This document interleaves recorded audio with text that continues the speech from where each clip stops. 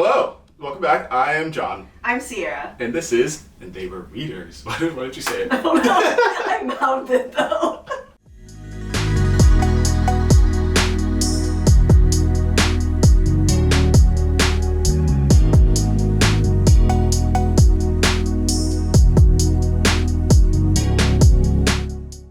Okay, so today we are reading books off of our shelves. Except for books that have ended up in our hands somehow. Yeah. For me, they're all free. That's not true. I lied. Immediately lied. Immediately lied. Starting off And the strong. other one is over there. Let's talk about where we're at mentally. Okay, yeah. We worked all day today. Yeah, we usually do this on the weekend, but we have a busy few days. Yes. Yeah, and we've had a busy few weeks, to be honest. We're going to talk about the books we've acquired recently. Acquired, yeah. Yeah. Yeah. Okay, you go first because you have more. Okay. Well, first I'm going to do just a general update. So, in one of our recent videos, doing the March TBR jar, I want to give an update as to where I am on that. That's good. We did 4 books each.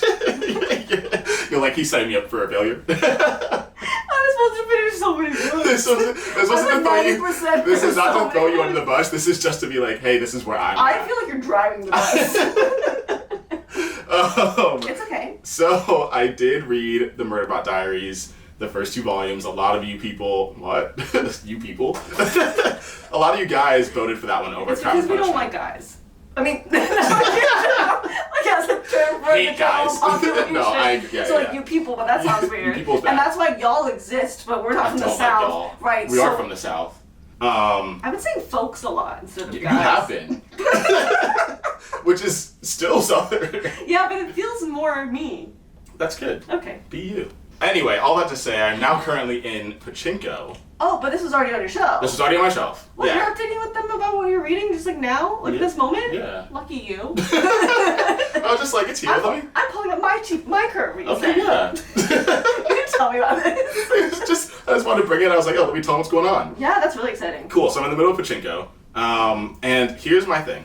If you guys know me, way back in the day, we talked about, do you crack spines? No. Oh, yeah. This book came pre-cracked. Oh, right. Spine cracked. Went to the chiropractor already without me. And it's been interesting. I don't love it, but I'm happy that it was done for me. Does that make sense? Yeah, I do. Thanks. We get it. Pachinko by Min-Jin Lee. This is incredible so far. I'm halfway through. If you know, you know. It's thick, but in the best way. It really is like a generational story so far. We follow a family, the beginning of the 1900s, and now we're kind of like 1940s era, kind of World War II. The family started off in Korea, and they moved to Japan, and then have been living there and talking about how it was to be a Korean in Japan, and like the struggles that immigrants faced, especially in the midst of the war, and the poverty, and all these war efforts, and blah, blah. That's where I'm at now. I won't get too much into it now, but Pachinko, I know. So, okay. Oh, I'm so mad at you. Sorry, I got distracted by what I saw on the Well, ground. since I'm moving on now. So sorry. I was in Michigan last week. Why am I actually like mad at you? I'm like trying not to be That's upset. okay. Do you want to voice it to the crowd? Tell them how you feel. I already said it. I'm mad. Okay, and why? Because I almost bought this as a used book the other day, Okay, and I decided not to. okay. Because I thought you weren't going to get to it yet. Well, it's going to take a second. I'm just showing them the books that I've acquired. Okay, so you're in Michigan. I was in Michigan, and for me, when I go places, my like biggest souvenir now is books. Like That's I fair. just like collecting books from new places. Okay. So I forced my friend to take me to this bookshop. I really did. No. And He's like, I don't read. And you're like, but we're no, going. literally, I was like, so, like, can we maybe just possibly, like, stop at this bookshop that I found on TikTok the other day? Sweet. I picked up the 5th season by N.K. Jemisin. We talked about this in our Black History Month video, and I saw it. There were so many other books I wanted to buy. So many. Yeah, you can hold it. And I was like, okay, this one is one that's on my TBR. We've talked about reading it. You guys hyped it up in the comments. It's another thick one. It has a good flop factor. It does have a good flop Good factor. for a thick book. And it's beautiful. So, Oh, I like the font. The font is Yeah. big. Okay, it's not scary. the font's good size. Yeah. The font's good font. Sorry. So, I saw this. This is a book I've already read, but I don't own anymore. So this is If We Were Villains by M.L. Rio. it's this new cover that has these like swords on them, and it's sprayed, and it's like edges. Blood is on like the cover kind of, and then it leaks onto the edges, and it's all this red. It's very nice. It's really pretty. I saw it and I immediately picked it up. It was the first book I picked up. I saw it. I was like, yeah, I need that book. So if you know this book, the normal cover looks like this. It has a little bird on it. And which you love birds on covers. I love birds on covers. Sprayed edges. Sprayed edges. Yeah. And I was like, this is unique. This is cool. Is that also in Michigan? Yeah, same bookstore. Nice. So what happened with this book is I brought it on a trip to Croatia, and I let my friend read it. And my friend read it like up on the top of the boat in the sun. The sun melted the glue in the spine, and the pages flew away in the wind. Very sad. So she came to me and she was like, "Hey, I'm like almost done with your book." I'm like, "Oh my gosh, how is it? You like it?" And she's like, "Yeah, but some of the pages are gone." And I was like, "What do you mean?" I was like, "Say more words." And she was like, "Yeah, they just kind of flew away." I was like, "How?" I was like, you ripped the book?" But that's what happened. Anyway, so I was like, "Well, I don't need this anymore," so I threw it away. Right. But I wanted to have it because I love this book. It's dark academia. It takes place on the college campus. The students are studying Shakespeare. Highly recommend. Maybe I'll read it again one day. That is Yay! By Maria. I've been talking a lot. Okay, my turn. Yeah. Okay, so this was actually a little while ago, but I went to like a local bar that also has free books. And one night I was like, it was my first time there actually, and I was just like looking at the shelves, and I like pulled 2 books down, and I like went to the bar and I was like, hey, can I just add this to my tab? I'm ready to like close out. And they were like, oh, like how many books do you want? And I said, just 2, thank you. And they said, okay, take them. And I was like, what do you mean? And I like had already bought like a single drink on sale, so I spent $5 that night. And I got like free jazz music. It was like, crazy. It was like, what is happening to me? And I was very excited. So these are the 2 books that I found. The first one is The Kite Runner by Colette Ossini. Yeah. I've been meaning to read this author, and I've heard really good things about this author. A Thousand Splendid Suns is another book that people have said I should read. Some of my students have read that one, and so yeah, I want to get into this author's writing. I heard the writing is incredible. It's very good. I heard I'm gonna cry. Absolutely. So we'll find out. Yeah. Alright, the next one I got that same night was The Bloody Chamber by Angela Carter. Okay. Beautiful cover. Yeah, I was kind of so shocked that I found this. Yeah. So Angela Carter, I'd heard the name, but I never knew who this person was. Didn't really know anything about her.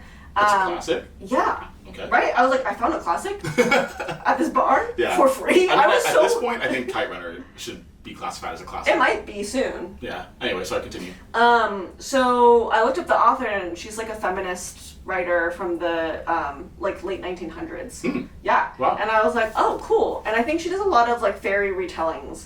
And it's really creepy and scary, but I'm excited. Yeah. I will read this, and I think it's going to be creepy and scary, but we don't do that very often. We don't. So maybe I'll save it for October. It'll be a good switch up. Yeah. Yeah. Nice. Okay.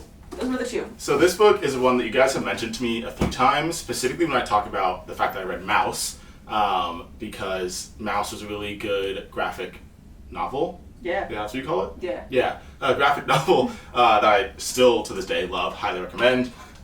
So in the comments, people will be like, oh, if you liked Mouse, you should read Persepolis. So this is the complete Persepolis. So Why? I don't know, that cover scares me. It is a little scary. I'm gonna read a little bit about the blurb because I have no idea what this book is about.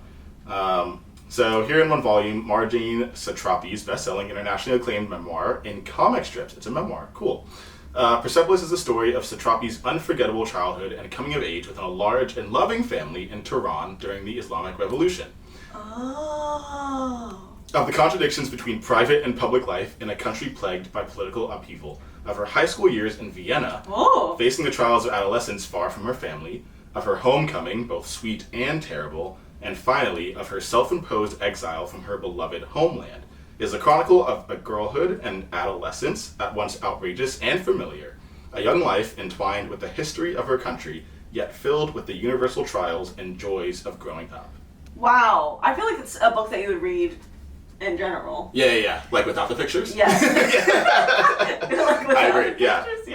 So I'm really excited to get to this. I think I want to do this one right after Pachinko, because, like, not on purpose, I've been on this train of reading books about immigration and like the act of moving from one place to the next, and like the idea of departures and what it means to leave things behind in order to move yourself and your family forward. I've also been thinking about that a lot. Yeah. Even on my drive this morning. Oh, shout out to one of you guys, because in the comments someone said, I talked about the book, One Day Everyone Will Have Always Been Against This, which is still phenomenal. I feel like I need to read it again right now. Oh, especially 5 stars then. The news. Yeah, I should probably boost it. And someone in the comments said, oh, the podcast, The Stacks, just hosted Omar El-Akkad on the podcast. Cool. So when I was flying back home, I was like, oh, yeah, I'm going to download that and listen to it. Nice. Phenomenal. If you like podcasts, especially podcasts about books, and a podcast about that book, listen to it. So current. So good. Yay!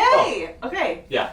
I go next? Yeah. Okay. This is my last one. I bought this one because my library didn't have it. Okay. And I was like, I really want this. So I was having a conversation with like a woman who I really look up to, and we were talking about narrative. And what? Sorry.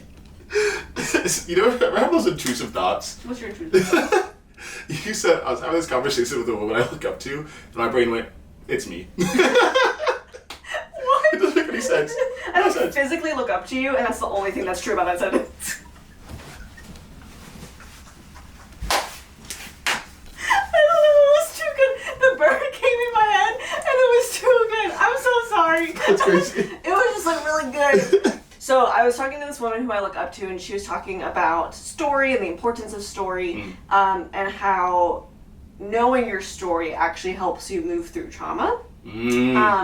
And that was something that I've been thinking about for a long time independently. And so her bringing it up without me even talking about it was like, oh, whoa, this is like something I definitely want to explore and continue to do so. Yeah. I've done it a lot in the cognitive space, so looking at narrative as a cognitive science, not just as words on a page.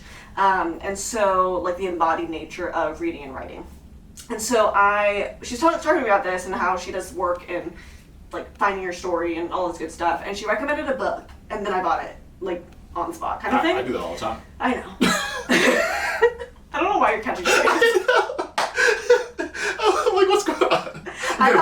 Okay, I've been at a conference all day, and so I've been having to like regulate super hard, like being super professional and being very kind and very polite. Yeah, and then she sees me. This happens often. I'm not shocked. It's like you spend all day being professional. I'm the same way, and then you see your friend that you like roast for a living. Right.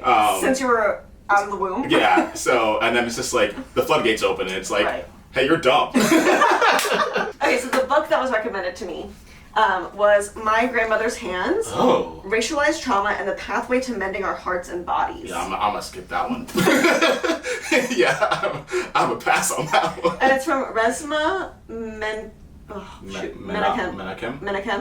MSW, so she's a licensed mental health counselor. So yeah, so I don't know anything about this book, besides the fact that we're going to look into the instincts of where we flight, flee, or freeze. And what did I say? Flight? So the little blurb says, the body is where our instincts reside and where we fight, flee, or freeze.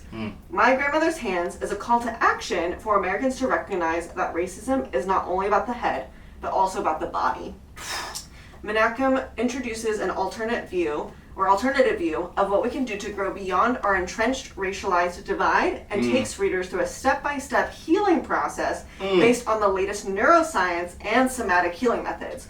So that was what was really interesting to me, because I've been looking at narrative as a form of cognitive science or neuroscience. So this combining it with storytelling and also the lived experiences, while also unpacking and like breaking down the racial like divides that exist, I was like, this book couldn't be more perfect for me to read. So I'm really excited to explore this as I'm thinking through my own writing and my own research, and maybe where I want to go one day with my own like work. So okay, so these last two books, I feel like at this point, like we're not sponsored by them, but maybe if you want to sponsor us, go for it. You shouldn't be telling them. What do you mean? We gotta get sponsored by them. This is my ask. Hi, I'm John. Book of the month. We all knew it was coming. We come to you today. I like the cover. I love this cover. So this one is called Care and Feeding by Lori Wolver. Are those oysters? Sorry. So, what is this book about? I'm gonna tell you. So in this moving, hilarious, and insightful memoir. You love funny. Lori Wolver traces her path from a small-town childhood to working at revered restaurants and food publications while being alternately bolstered and overshadowed by two of the most powerful men in the business, Mario Batali and Anthony Bourdain. Oh, yeah, I know those two. But there's more to the story than the two bold-faced names on her resume. Behind the scenes, Lori's chaotic life is an often pleasurable buffet of bad decisions at which she tends to overstay her welcome. I feel like I'm going to love this. Wryly self-deprecating and acerbic, good word, Lori attempts to carve out her own space as a woman in this world, which is by turns toxic and intoxicating. From a seedy Atlantic City strip club